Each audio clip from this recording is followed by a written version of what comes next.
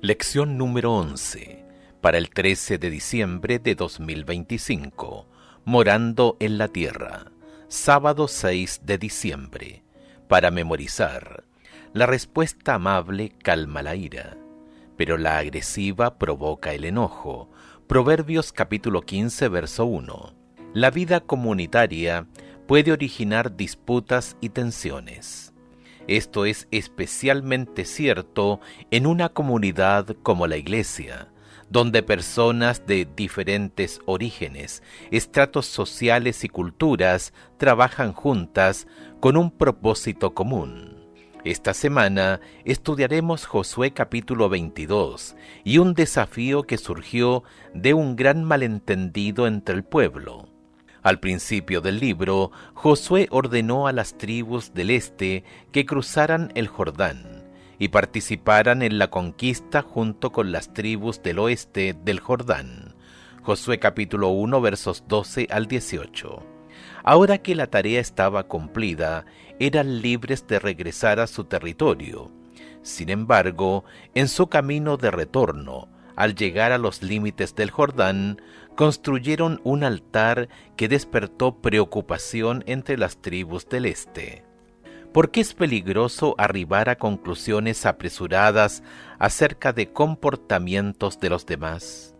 ¿Cómo podemos fomentar la unidad en la Iglesia? ¿Por qué es importante tener presente el alcance más amplio de nuestra vocación y no dejarnos distraer por ella? Estas son algunas de las cuestiones que abordaremos esta semana. Domingo 7 de diciembre. Compromiso. Escucha Josué capítulo 22 versos 1 al 8. ¿Qué nos dicen estos versículos acerca del compromiso de los rubenitas, los gaditas y la media tribu de Manasés? Entonces Josué llamó a los rubenitas, a los gaditas y a la media tribu de Manasés y les dijo: Vosotros habéis guardado todo lo que Moisés, siervo de Jehová, os mandó, y habéis obedecido a mi voz en todo lo que os he mandado. No habéis dejado a vuestros hermanos en este largo tiempo hasta el día de hoy, sino que os habéis cuidado de guardar los mandamientos de Jehová vuestro Dios. Ahora pues, que Jehová vuestro Dios ha dado reposo a vuestros hermanos, como lo había prometido, volved, regresad a vuestras tiendas, a la tierra de vuestras posesiones, que Moisés, siervo de Jehová, os dio al otro lado del Jordán. Solamente que con diligencia cuidéis de cumplir el mandamiento y la ley que Moisés, siervo de Jehová, os ordenó, que améis a Jehová vuestro Dios y andéis en todos sus caminos, que guardéis sus mandamientos y le sigáis a él, y le sirváis de todo vuestro corazón y de toda vuestra alma. Y bendiciéndolos, Josué los despidió y se fueron a sus tiendas. También a la media tribu de Manasés había dado Moisés posesión en Basán, mas a la otra mitad dio Josué heredad entre sus hermanos a este lado del Jordán, al occidente. Y también a estos envió Josué a sus tiendas, después de haberlos bendecido. Y les habló diciendo: Volved a vuestras tiendas con grandes riquezas, con mucho ganado, con plata, con oro y bronce, y muchos vestidos. Compartid con vuestros hermanos el botín de vuestros enemigos. Josué afirma que las tribus del otro lado del Jordán habían cumplido plenamente las obligaciones establecidas por Moisés y por él mismo, lo que había significado una importante dedicación y sacrificio en favor de la causa común de Israel. Lucharon junto a sus hermanos durante todo este tiempo, lo que en realidad significaba unos 6 o 7 años, comparar con Josué capítulo 11, verso 18, capítulo 14, verso 10, Deuteronomio capítulo 2, verso 14. Sus esposas e hijos permanecieron al oeste del Jordán, y aún así ellos decidieron luchar lealmente junto a sus hermanos, afrontando la amenaza de las heridas y la muerte en la guerra. Estos versículos subrayan indirectamente la importancia de la unidad de la nación y de la tierra. También preparan el camino para la historia posterior que, en última instancia, se refiere a la unidad. ¿Permanecerían las tribus israelitas unidas, a pesar de la frontera natural que el Jordán representaba entre ellas? ¿Permitirían que la geografía definiera su identidad nacional, o dejarían que su culto común al único Dios los preservara como su nación elegida, unida y fuerte, bajo su conducción teocrática? Josué expuso la única manera en que tal fidelidad había sido posible. No sirvieron a sus compatriotas israelitas, sino al propio Dios que les encargó su misión. Encontramos este mismo principio en el Nuevo Testamento. El apóstol Pablo exhortó a los cristianos a prestar su servicio como si trabajaran para Dios y no solo para los seres humanos. Ver Efesios capítulo 6, verso 7, Colosenses capítulo 3, verso 23, Primera de Tesalonicenses capítulo 2, verso 4. ¿Qué vocación más elevada puede existir que la de trabajar para el Creador del universo? A menudo enfrentamos desafíos y dificultades que pueden desanimarnos y tentarnos a abandonar la lucha. Sin embargo, podemos invocar el poder del Señor, quien promete estar con nosotros y nos capacita para hacer lo que nos pide. Si mantenemos nuestra vocación superior ante nosotros, podemos estar motivados para seguir adelante a pesar de los inevitables desafíos y desalientos que forman parte de nuestra existencia caída. Josué capítulo 22 versos 5 y 6 dice que Josué apeló a las tribus que regresaban a su territorio para que permanecieran fieles al Señor y las bendijo. ¿Cómo cambiarían nuestras relaciones en la iglesia si oráramos más unos por otros? Lunes 8 de diciembre. Acusaciones. Escucha Josué capítulo 22, versos 9 al 20. La historia de las tribus que regresaron. ¿Qué acusaciones hicieron las tribus del Jordán occidental contra las del Jordán oriental? ¿Hasta qué punto tenían fundamento esas acusaciones? Josué capítulo 22, versos 9 al 20. Así los hijos de Rubén y los hijos de Gad y la media tribu de Manasés se volvieron, separándose de los hijos de Israel, desde Silo, que está en la tierra de Canaán, para ir a la tierra de Galad, a la tierra de sus posesiones, de la cual se habían posesionado conforme al mandato de Jehová por conducto de Moisés. Y llegando a los límites del Jordán que está en la tierra de Canaán, los hijos de Rubén y los hijos de Gad y la media tribu de Manasés edificaron allí un altar junto al Jordán, un altar de grande apariencia.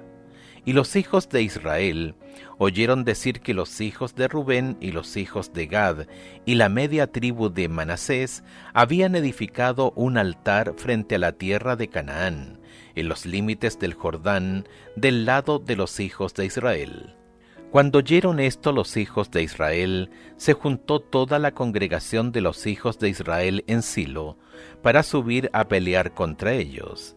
Y enviaron los hijos de Israel a los hijos de Rubén, y a los hijos de Gad, y a la media tribu de Manasés en tierra de Galad, a Fines, hijo del sacerdote Eleazar, y a 10 príncipes con él, un príncipe por cada casa paterna de todas las tribus de Israel, cada uno de los cuales era jefe de la casa de sus padres entre los millares de Israel. Los cuales fueron a los hijos de Rubén y a los hijos de Gad y a la media tribu de Manasés en la tierra de Galad, y les hablaron diciendo: Toda la congregación de Jehová dice así: ¿Qué transgresión es esta con que prevaricáis contra el Dios de Israel para apartaros hoy de seguir a Jehová, edificándoos altar para ser rebeldes contra Jehová? ¿No ha sido bastante la maldad de Peor, de la que no estamos aún limpios hasta este día, por la cual vino la mortandad en la congregación de Jehová, para que vosotros os apartéis hoy de seguir a Jehová? Vosotros os rebeláis hoy contra Jehová, y mañana se airará él contra toda la congregación de Israel. Si os parece que la tierra de vuestra posesión es inmunda, pasaos a la tierra de la posesión de Jehová, en la cual está el tabernáculo de Jehová, y tomad posesión entre nosotros, pero no os rebeléis contra Jehová, ni os rebeléis contra nosotros, edificándoos altar además del altar de Jehová nuestro Dios. ¿No cometió Acán, hijo de Zera, prevaricación en el anatema? Y vino ira sobre toda la congregación de Israel, y aquel hombre no pereció solo en su iniquidad. A diferencia del versículo 1, en el que las tribus del lado oriental son denominadas de la manera habitual, rubenitas, gaditas, etc., aquí se utiliza una expresión diferente, los de Rubén, los de Gad y la media tribu de Manasés, que contrasta con los otros israelitas, Josué capítulo 22, verso 11, por lo que representa una entidad diferente. En la narración, la expresión toda la congregación de Israel se refiere solo a las 9 tribus y media del Jordán occidental, lo que subraya la ruptura que se produjo entre los dos grupos. De hecho, la cuestión que subyace en el relato es si las tribus del lado oriental del río podían ser consideradas israelitas. Cabría esperar una conclusión apacible de la historia. Sin embargo, la tensión surgió cuando se informó que las tribus del este erigieron un altar junto al Jordán. El texto no ofrece aquí ninguna razón para tal iniciativa, ni describe la función del altar o la actividad específica relacionada con él. La ambigüedad acerca del significado de este altar se acrecienta si observamos los recuerdos del primer cruce del Jordán en los capítulos 3 y 4, donde todo Israel entró por la ribera del Jordán para cruzar el río hacia Canaán. En esta ocasión, una parte de Israel llegó hasta el Jordán para cruzar el río en dirección opuesta. En ambos casos fue erigida una estructura de piedras. La piedra servía de monumento conmemorativo, mientras que la segunda es percibida como un impresionante altar. La pregunta que inevitablemente viene a la mente es: ¿qué significan estas piedras?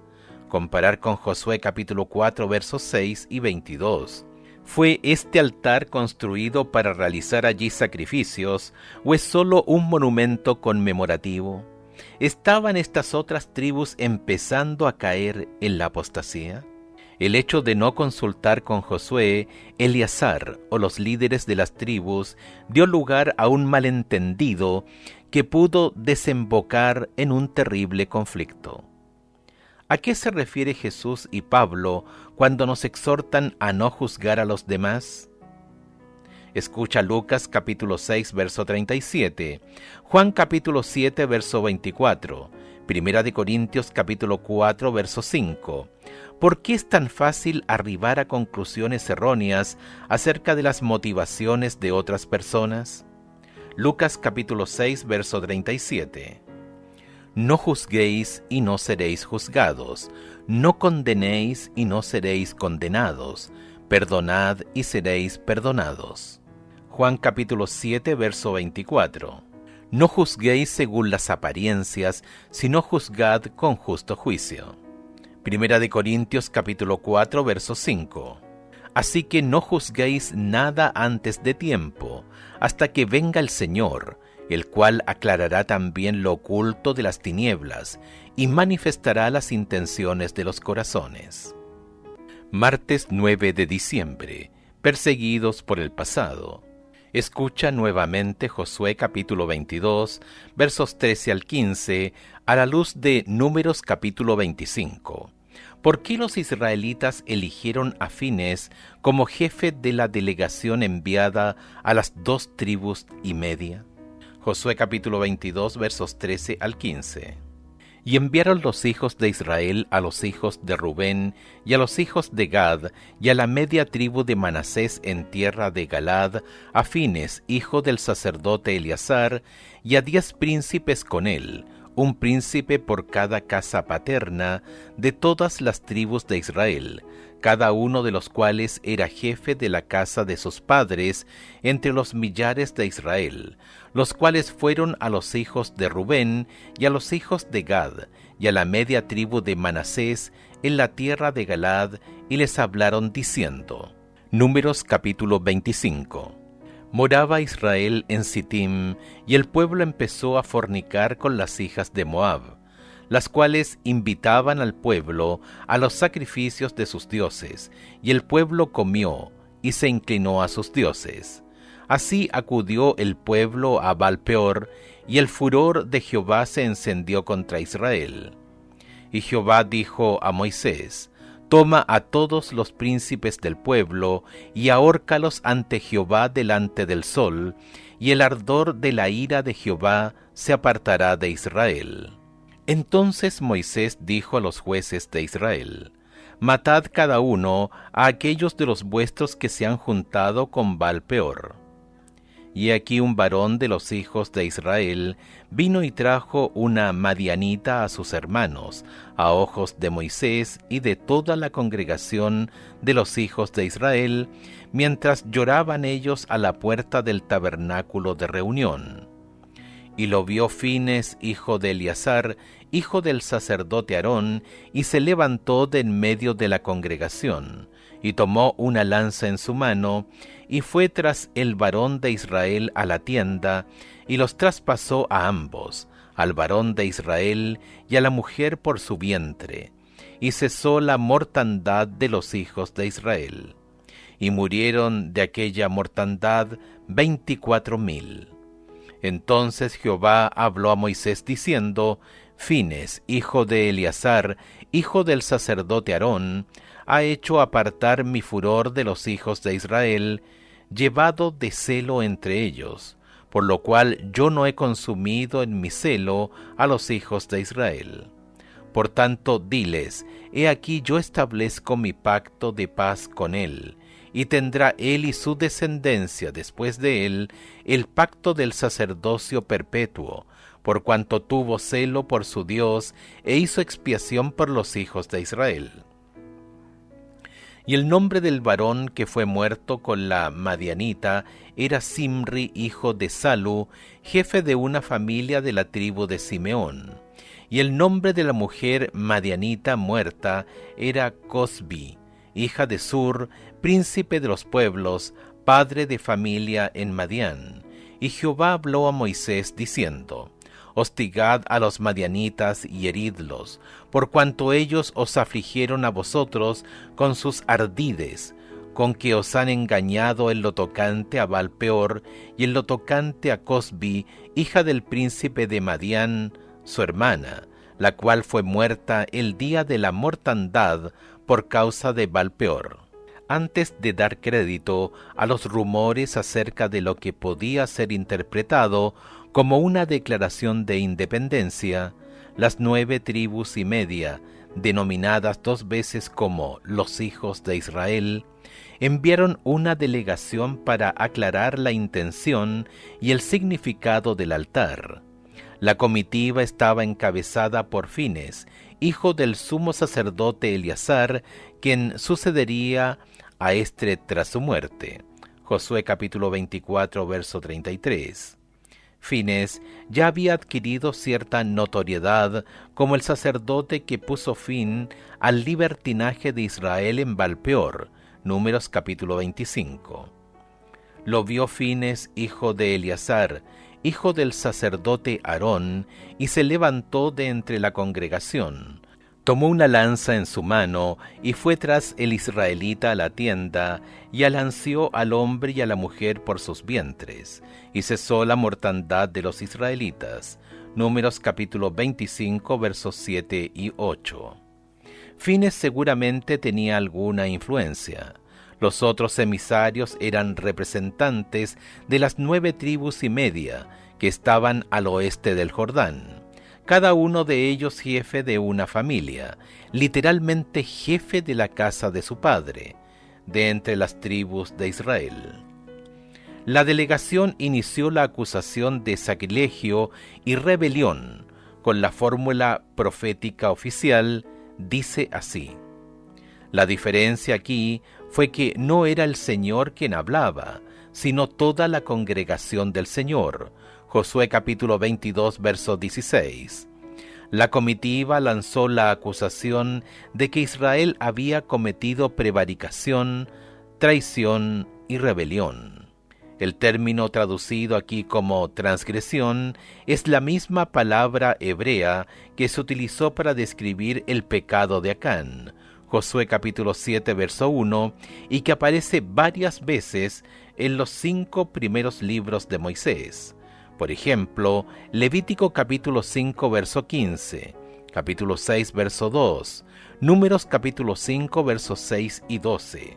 Los ejemplos de Acán y Baalpeor servían como precedentes, uno por traición y el otro por rebelión.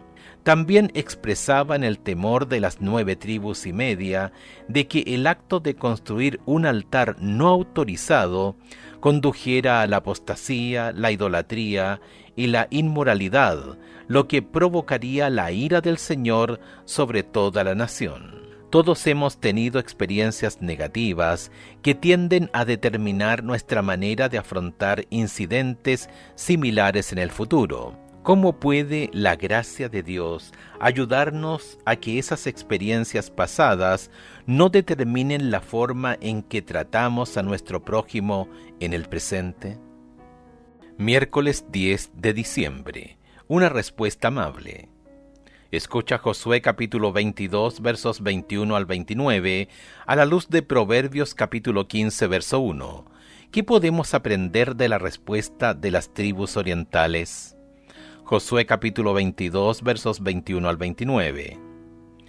Entonces los hijos de Rubén y los hijos de Gad y la media tribu de Manasés respondieron y dijeron a los cabezas de los militares de Israel: Jehová Dios de los dioses, Jehová Dios de los dioses, Él sabe, y hace saber a Israel si fue por rebelión o por prevaricación contra Jehová, no nos salves hoy.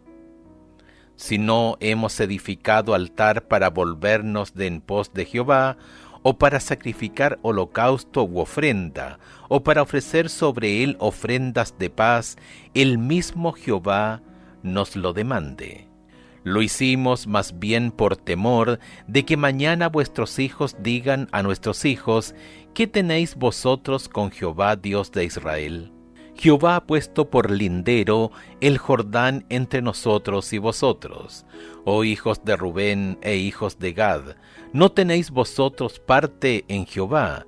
Y así vuestros hijos harían que nuestros hijos dejasen de temer a Jehová. Por esto dijimos: edifiquemos ahora un altar, no para holocausto ni para sacrificio, sino para que sea un testimonio entre nosotros y vosotros, y entre los que vendrán después de nosotros, de que podemos hacer el servicio de Jehová delante de él con nuestros holocaustos, con nuestros sacrificios y con nuestras ofrendas de paz, y no digan mañana vuestros hijos a los nuestros: vosotros no tenéis parte en Jehová. Nosotros pues dijimos: si aconteciere que tal digan a nosotros o a nuestras generaciones en lo porvenir, entonces responderemos: mirad el símil del altar de Jehová, el cual hicieron nuestros padres, no para holocaustos o sacrificios, sino para que fuese testimonio entre nosotros y vosotros. Nunca tal acontezca que nos rebelemos contra Jehová, o que nos apartemos hoy de seguir a Jehová, edificando altar para holocaustos, para ofrenda o para sacrificio, además del altar de Jehová nuestro Dios, que está delante de su tabernáculo. La respuesta de los acusados tan directa y contundente como la acusación, constituye el núcleo temático y estructural del capítulo. Las tribus no respondieron precipitadamente a las acusaciones esgrimidas contra ellas, sino que escucharon en silencio. Dada la gravedad de las acusaciones, su paciencia es ejemplar, ya que ilustra el verdadero significado del proverbio: la respuesta amable calma la ira, pero la agresiva provoca el enojo. Proverbios capítulo 15, verso 1. La frase inicial de la defensa es una serie de nombres divinos atribuidos al Dios de Israel, el Señor, Dios de los dioses, el Señor Todopoderoso. Josué capítulo 22, verso 22. La lista se repite 2 veces con fuerza creciente, pues se convierte en un juramento solemne para disipar las dudas y falsas acusaciones que casi condujeron a una guerra civil en Israel. Los acusados estaban firmemente convencidos de que Dios conocía y comprendía plenamente la situación, y esperaban que la delegación llegara a la misma conclusión. Las 2 tribus y media también asumieron su responsabilidad ante el Señor, invocando su castigo sobre ellos mismos, en caso de que hubieran cometido la falta que se les atribuía. Comparar con Deuteronomio capítulo 18, verso 19. Primera de Samuel capítulo 20, verso 16. Seguidamente se produjo una sorprendente revelación que por un lado demostraba que la acusación carecía de fundamento. Un altar no solo sirve para ofrecer sacrificios, y por otro, revelaba su verdadera motivación: el temor a ser separados de Israel, no la apostasía, había sido la verdadera motivación de su acción. Por lo tanto, la construcción del altar no era una evidencia de apostasía como se había supuesto. Por el contrario, habían actuado motivados por el respeto reverente para con el Señor, la misma motivación de las tribus del Jordán occidental. La verdadera base de la unidad de Israel no era la geografía ni la extensión de la tierra recibida, sino su lealtad espiritual a las exigencias del Señor.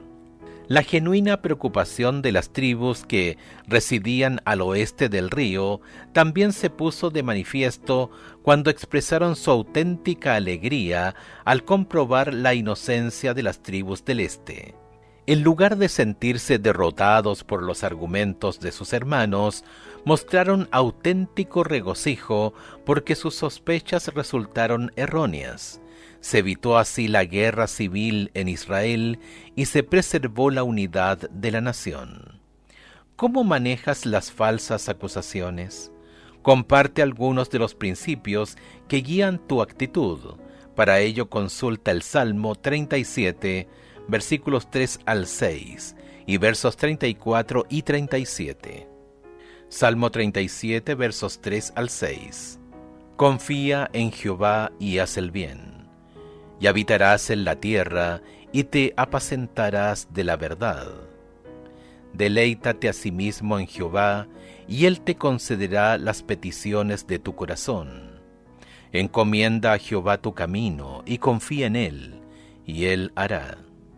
Exhibirá tu justicia como la luz, y tu derecho como el mediodía. Versículo 34. Espera en Jehová y guarda su camino, y Él te exaltará para heredar la tierra. Cuando sean destruidos los pecadores, lo verás. Versículo 37. Considera al íntegro y mira al justo, porque hay un final dichoso para el hombre de paz. Jueves 11 de diciembre. Resolución de conflictos. Escucha Josué capítulo 22, versículos 30 al 34. ¿De qué manera nos da este incidente algunas ideas acerca de cómo resolver conflictos y garantizar la unidad de la Iglesia? Comparar con el Salmo 133, Juan capítulo 17 versos 20 al 23 y Primera de Pedro capítulo 3 versos 8 y 9. Josué capítulo 22 versos 30 al 34. Oyendo Fines el sacerdote y los príncipes de la congregación y los jefes de los millares de Israel que con él estaban, las palabras que hablaron los hijos de Rubén y los hijos de Gad y los hijos de Manasés, les pareció bien todo ello. Y dijo Fines, hijo del sacerdote Eleazar, a los hijos de Rubén, a los hijos de Gad y a los hijos de Manasés: Hoy hemos entendido que Jehová está entre nosotros, pues que no habéis intentado esta traición contra Jehová, ahora habéis librado a los hijos de Israel de la mano de Jehová. Y Fines, hijo del sacerdote Eleazar, y los príncipes dejaron a los hijos de Rubén y a los hijos de Gad, y regresaron de la tierra de Galaad a la tierra de Canaán, a los hijos de Israel, a los cuales dieron la respuesta. Y el asunto pareció bien a los hijos de Israel, y bendijeron a Dios los hijos de Israel, y no hablaron más de subir contra ellos en guerra, para destruir la tierra en que habitaban los hijos de Rubén y los hijos de Gad.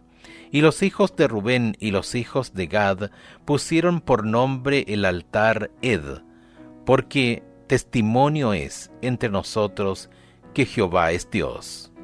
Salmo 133. Mirad cuán bueno y cuán delicioso es habitar los hermanos juntos en armonía. Es como el buen óleo sobre la cabeza, el cual desciende sobre la barba de Aarón, y baja hasta el borde de sus vestiduras, como el rocío de Hermón, que desciende sobre los montes de Sión, porque allí envía Jehová bendición y vida eterna. Juan capítulo 17 versos 20 al 23. Mas no ruego solamente por estos, sino también por los que han de creer en mí por la palabra de ellos, para que todos sean uno, como tú, oh Padre, en mí, y yo en ti, que también ellos sean uno en nosotros, para que el mundo crea que tú me enviaste. La gloria que me diste, yo les he dado, para que sean uno, así como nosotros somos uno, yo en ellos y tú en mí, para que sean perfectos en unidad, para que el mundo conozca que tú me enviaste y que los has amado a ellos como también a mí me has amado. Primera de Pedro capítulo 3 versos 8 y 9. Finalmente sed todos en un mismo sentir, compasivos, amándoos fraternalmente, misericordiosos, amigables, no devolviendo mal por mal, ni maldición por maldición, sino por el contrario, bendiciendo, sabiendo que fuisteis llamados para que heredaseis bendición. La historia de Josué capítulo 22 contiene varios principios acerca de la comunicación provechosa que puede aplicarse a las relaciones humanas cotidianas en la familia, la iglesia y la comunidad. 1. Cuando las cosas van mal o parecen ir mal, lo mejor es comunicarse en lugar de reprimir nuestras observaciones hasta que exploten. Es bueno que el pueblo de Dios no permanezca indiferente cuando los problemas parecen surgir. Si las tribus del este del Jordán hubieran comunicado su intención de construir un altar conmemorativo, todo el asunto podría haberse evitado. 2. Aunque uno esté convencido de que está en lo cierto, no hay que extraer conclusiones precipitadas. Las tribus del oeste del Jordán se apresuraron a creer el rumor que llegó a sus oídos y concluyeron erróneamente que las tribus del este del Jordán oriental habían apostatado. 3. Es necesario hablar de los problemas reales o percibidos antes de actuar según las propias conclusiones. 4. Se debe estar dispuesto a hacer un sacrificio para lograr la unidad. Las tribus del oeste del Jordán estaban dispuestas a renunciar a parte de su asignación para dar cabida a las otras tribus, si el hecho de estar al otro lado del Jordán era la causa de su supuesta apostasía. 5. Cuando te acusen, ya sea falsa o justamente, da una respuesta amable que aleje la ira. Responder a una acusación con otra nunca conducirá a la paz. Intenta comprender antes de intentar ser comprendido. 6. Alégrate y bendice a Dios cuando se restablezca la paz. Es maravilloso ver que la congregación israelita principal experimentó una alegría genuina cuando se enteraron de la verdadera motivación de las 2,5 tribus. No estaban tan orgullosos de su opinión errónea como para no admitir que se habían equivocado. Si las tribus del Jordán oriental hubieran apostatado, el pueblo de Israel habría aplicado los requerimientos punitivos prescritos en el pacto. La unidad nunca puede ser un argumento para diluir la verdad o renunciar a los principios bíblicos. Sin embargo, la disciplina eclesiástica debe ser siempre el último recurso, no el primero, después de que hayan fracasado los intentos de reconciliación y asistencia pastoral basados en la palabra de Dios. ¿Cuán diferentes serían nuestras iglesias si estos sencillos principios fueran aplicados sistemáticamente? Viernes 12 de diciembre, para estudiar y meditar. Lee las páginas 553 a la 558 del capítulo La repartición de Canaán en el libro Patriarcas y Profetas de Ellen White. Comillas.